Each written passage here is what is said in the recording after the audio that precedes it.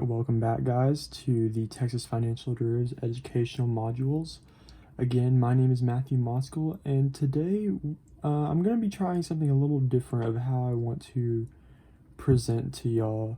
I think this way will be a lot easier just for y'all to visualize it and see it, as well as maybe follow the process and get the really big points that I want to touch upon. And also helps with me not having to always erase the board. That way, in case y'all wanted to look at something and I erase it, then it's gone. And even more so, I assume when y'all are looking for formulas and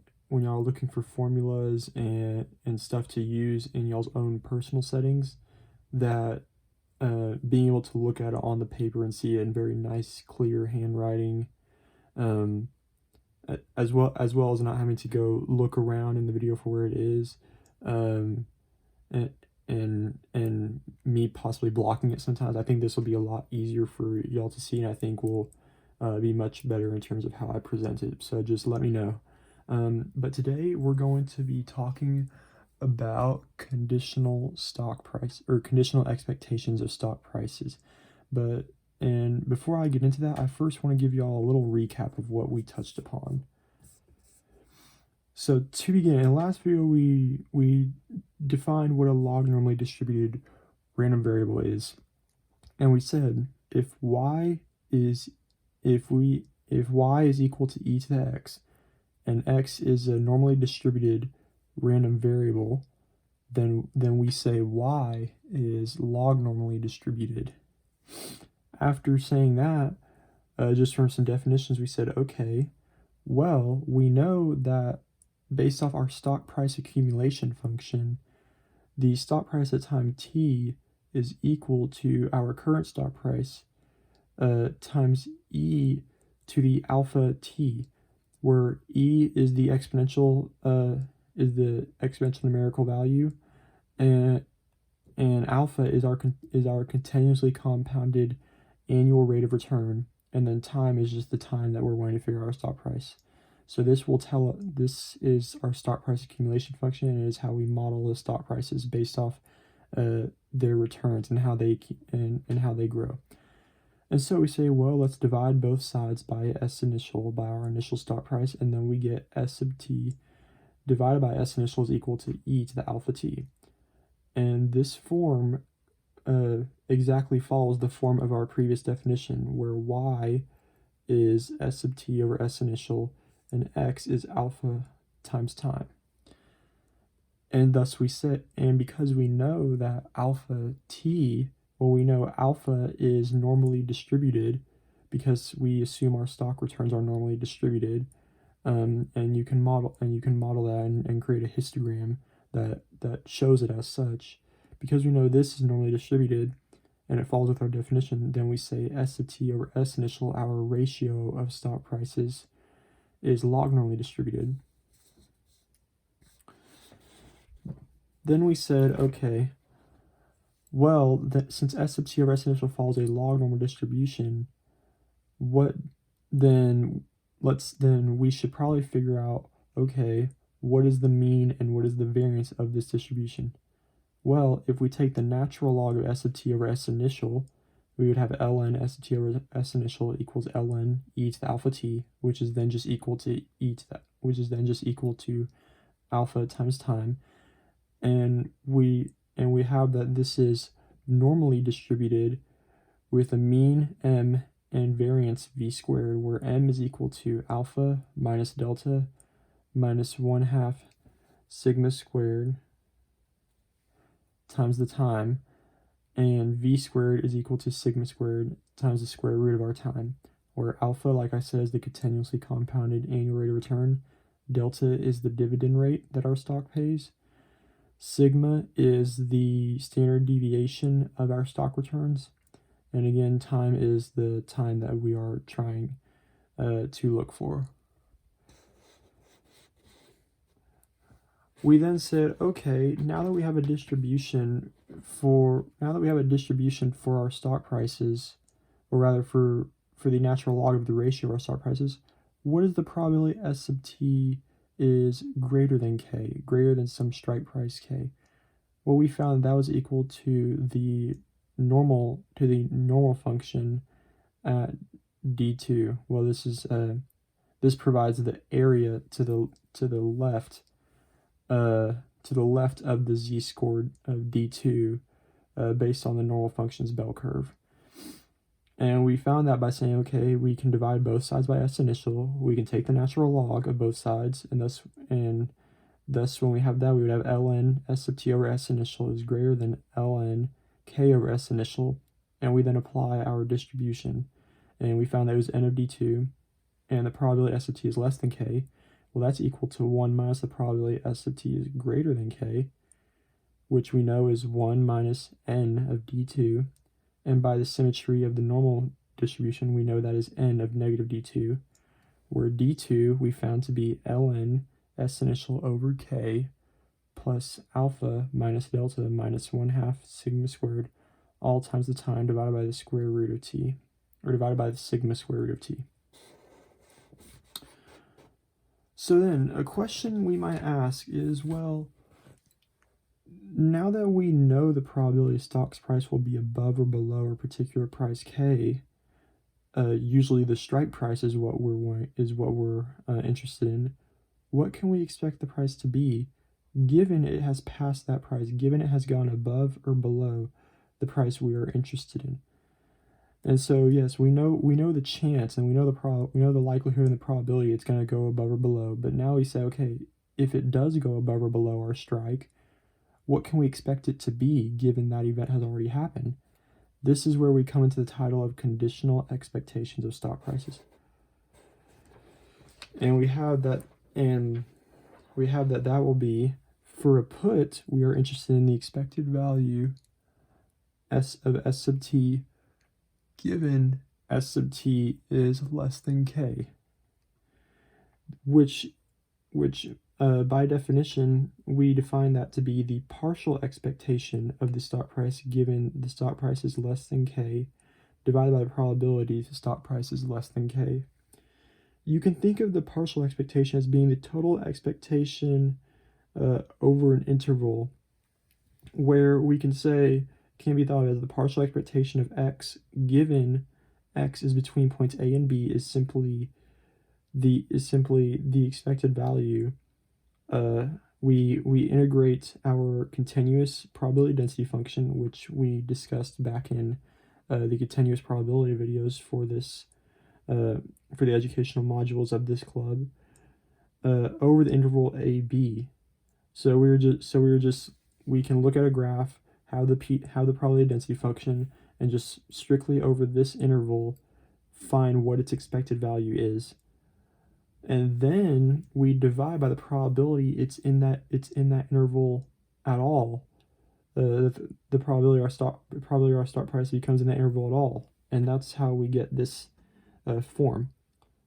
This is equal to the expected value of our stock price times the normal function z-score of ln of k over s initial minus the mean of our log normal distribution, or minus the mean of our log normal random variable that follows this normal distribution, minus v squared divided by v, where m and v squared are up here, divided by the probability s of t is less than k.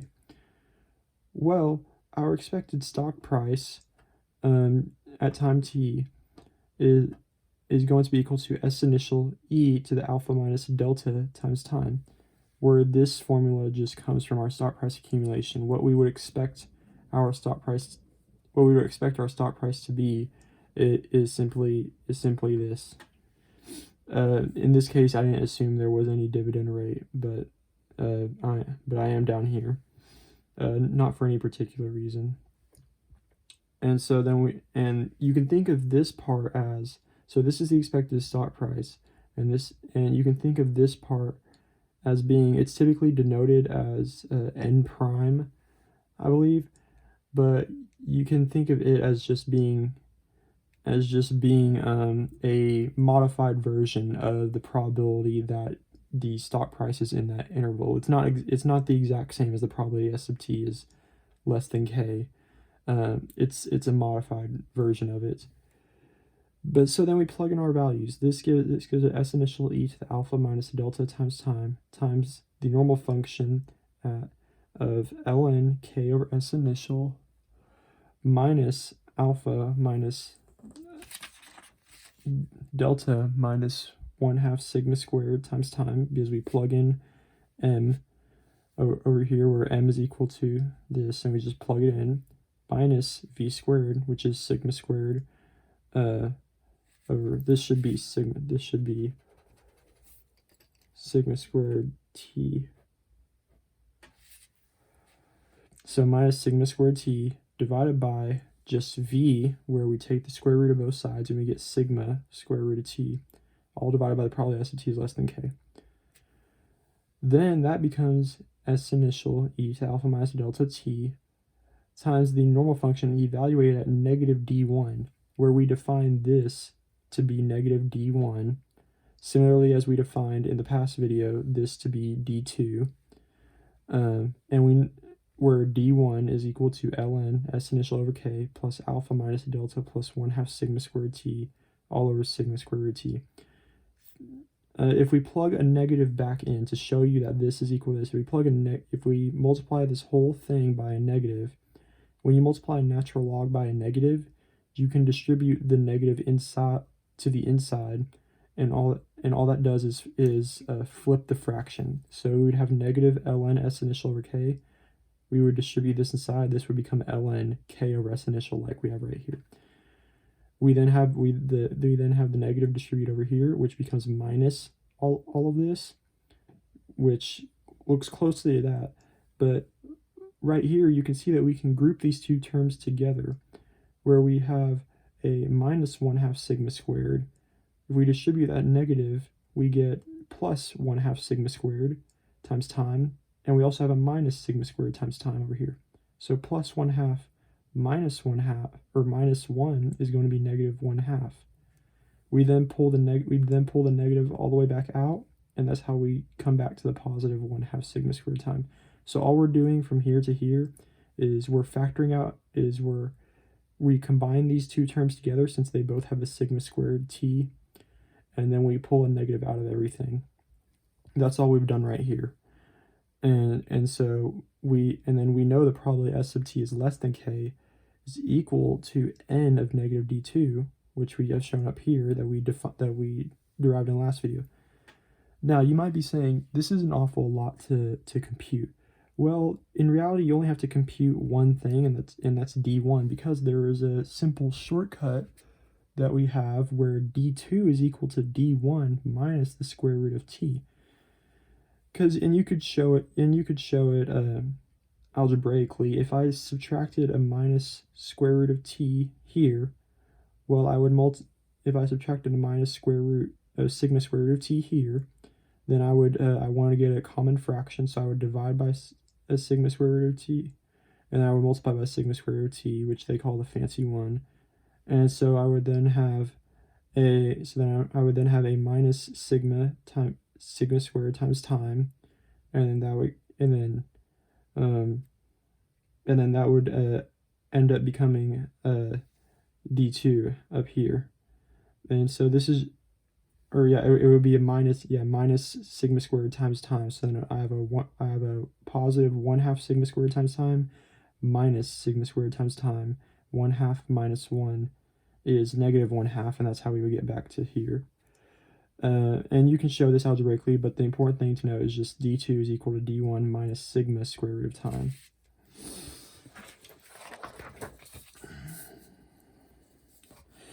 So that was for a put. That was if we're interested in a put, the expected stock price, given the stock price is less than k, is going to be equal to that formula I just showed you. Now for a call, we would be interested in the expected stock price given the stock price is greater than k. Well, again, this is equal to the partial expectation of the stock price given the stock price is greater than k, divided by the probability the stock price is greater than k, which is equal to the expected stock price at time t. And then here we had that kind of n prime function that I told you about before. But that was for the case where the stock price is less than k, but now we're interested in the stock price being greater than k. So whereas that was equal to negative and the normal function evaluated at negative d1, this is going to be equal to the opposite of that, or the complement, which would be 1 minus n of negative d1, divided by the probability S of t is greater than k. And that gives us, plugging in the expected stock price at time t, which is S initial e to the alpha minus delta t, n of d1, just by symmetry of the normal distribution, which I will show y'all. And then probably S of t is greater than k. Well, we showed in the past video that was n of d2. And the reason this has this form is because we substitute 1 minus n of negative d1 is equal to n of d1 because of the symmetry of the normal bell curve, which here's a visual of it. So here is your Gaussian normal bell curve. Here is negative d1. N of negative d1 gives the area to the left side of all of our values. So this is n of negative d1, this is the area. If we take 1 minus that area, we get this whole side. So that's why we have 1 minus n of negative d1. Because the normal distribution is symmetric, n of d1 has this area. Notice these two areas are equal to each other, because you can think of it like flipping this one over here, and now if you take this left hand side area over here, this little portion and this little portion are equal to each other, and thus these two are equal to each other. Thus we can substitute 1 minus n of negative d1 just equal for n of d1, and because they have equal areas, and that's only for symmetric distributions. So now I wanted to show y'all an example to kind of tie all these together, to kind of tie all the ideas together. So here's an example in which we might be interested in it for a call, but let me read it. A stock price follows the log normal distribution. We are given alpha equals 0.15, delta equals 0, sigma equals 0.3, and the stock's price is currently at 50. Determine the conditional expectation of the stock's price after 3 months, given it is higher than 75. So this says our continuously compounded annual rate of return for a stock is 0.15. Stock pays no dividends. The returns have a volatility or standard deviation of 0.13, and today the stock's price is 50. We want to figure out given the stock price has gone higher than 75 after 3 months, what can we expect it to be? Well, let's just rewrite some of our things. So t is equal to 3 over 12 for 3 months out of the full year of 12, which is equal to 0.25. K is equal to 75. Sigma is equal, or alpha is equal to 0.15. Delta is equal to 0. Sigma is equal to 0.3. S initial equals 50. Now let's just use our equations. We just showed earlier. We just showed the expected stock price at time t, given S of t is greater than k, is equal to this. So let's just plug it in. So this is S expected value of S of 0.25, given S 0.25 is greater than 75, is equal to S initial e to the alpha minus delta t, n of d1 over n of d2, which we just showed up there. Which, let's plug in our values. That's 50 for S initial, e to the 0.15 for alpha, minus 0 for delta, 0.25 for t, because it's 3 months out of the full year, n of d1, and then n of d2 is d1 minus sigma square root t, or d1 minus 0.3 square root 0.25. So all we're missing here is d1. Well, d1 is simply equal to ln S initial over k plus alpha minus delta plus 1/2 sigma squared t divided by sigma square root of t. So we plug our values, ln 50 over 75 plus 0.15 minus 0 plus 1/2 0.3 squared, all times 0.25 divided by 0.3 square root of 0.25, which is equal to negative 2.37810. So that's going to be somewhere over here. Thus, the expected value of the stock price in 3 months, given the stock price in 3 months is greater than 75, is equal to 50e to the 0.15 times 0.25, n of negative 2.37810, divided by n of negative 2.37810 minus 0.3 square root of 0.25. This is equal to 51.9106. N of D1 is 0.00870. N of D2 is 0.00573. And we get the stock price, the conditional expectation of the stock price after 3 months, given it is higher than 75, is 78.8. This is how we compute conditional stock prices, given their returns, or given the ratio of the stock prices follow a log normal distribution and the returns follow a normal distribution. In the next video, we're going to tie these ideas together and introduce the Black-Scholes-Merton model, or Black-Scholes-Merton equation, and which helps us figure out the price, how we should price calls and puts, how we should price the option premiums by tying these ideas of expected stock prices, where we will find that where we will start with a simple definition that the cost of an option is simply equal, the cost of the option that we pay at time 0 is simply equal to the present value at time 0 of its expected future payoff. This is all I had for y'all today. I hope y'all learned something, and let me know what you guys think of this new style. I think it is much easier to visualize and work through, but y'all are the viewer, and I'm ultimately making these videos for you. So let me know. Thank you. Bye-bye.